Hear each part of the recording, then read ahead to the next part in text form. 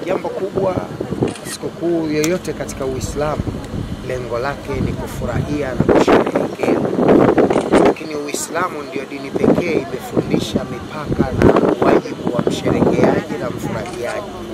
Kwa hiyo sikukuu hii na sikukuu nyingine zote, swala zima la kusherehekea lina mipaka. Kwa hiyo kila Muislamu anatakiwa achunge mipaka katika kusherehekea sikukuu.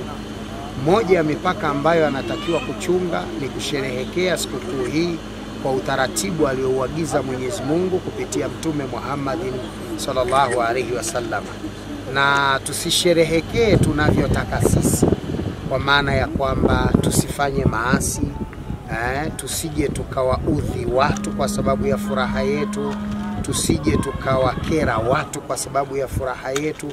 Kwa tunatakiwa tusichupe mipaka, tusherehekee hali ya kuwa tunalinda ile misingi ama mipaka ambayo Mwenyezi Mungu ameiweka katika swala zima la kusherehekea. Moja ya vitu hivyo ni kuacha madhambi, kwa sababu kufanya madhambi leo ni sawasawa na kufanya madhambi siku ya Kiyama. Mtume sallallahu alaihi wasallam amefundisha mwenye kufanya dhambi siku ya Eid ni sawasawa na mtu anafanya dhambi siku Mwenyezi Mungu anawahukumu watu. Kwa hiyo ukinywa pombe leo ni sawa na umekunywa pombe siku ya Kiyama. Ukizini leo ni sawa sawa na umezini siku ya Kiyama.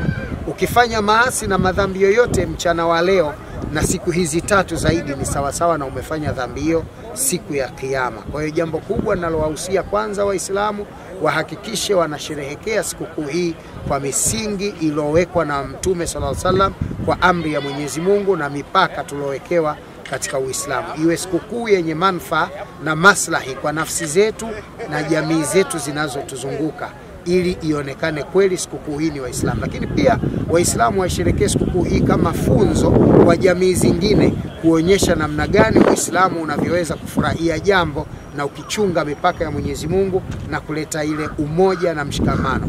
Kubwa kabisa, leo Waislamu wanachinja. Kwa hivyo vichinjo hivi vinatakiwa viende kwa watu ambao wanastahili kuvipata: watoto mayatima, wajane, wazee wasiojiweza. Na hii haijalishi hata wasio Waislamu wanatakiwa tazamwe sana siku ya leo. Kama kuna mahali mtu si Muislamu na ana uwezo mdogo wa kiuchumi, basi furaha yako iende ikimfurahishe, kwa sababu kitendo hiki kinafanya kuona namna gani Uislamu unavyojali jamii zote bila kujali imani zao.